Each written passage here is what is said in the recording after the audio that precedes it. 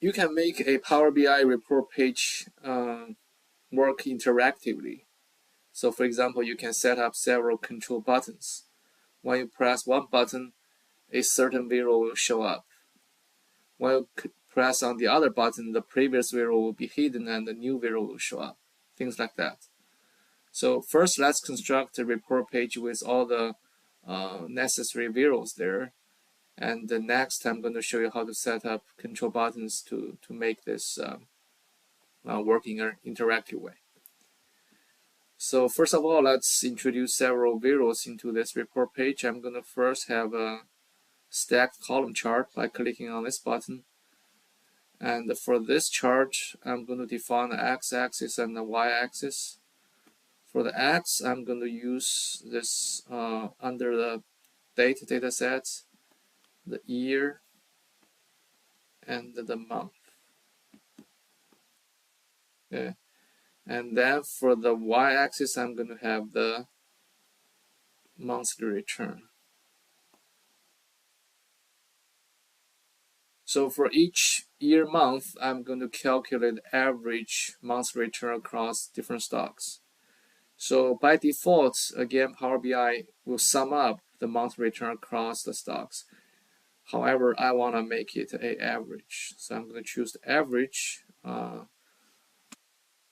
Now I have this value here showing me the months in 2023, and the height of the bar is going to show you the average return of stocks in that month.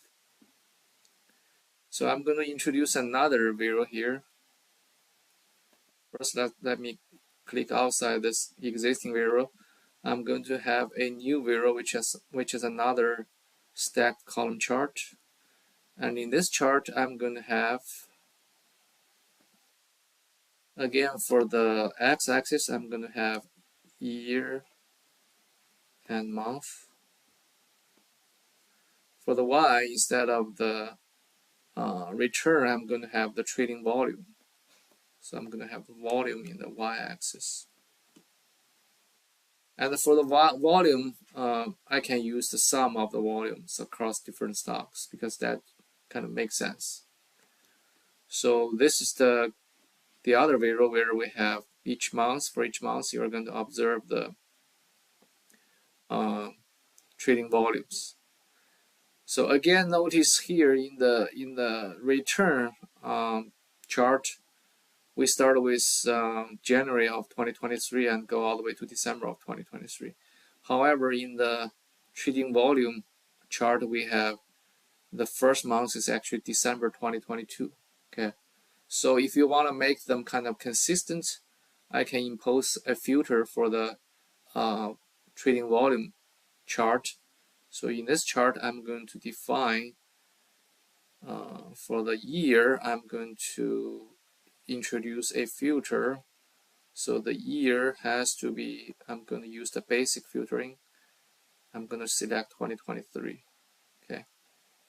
In this case, these two charts are going to be consistent. They are both showing the months in 2023.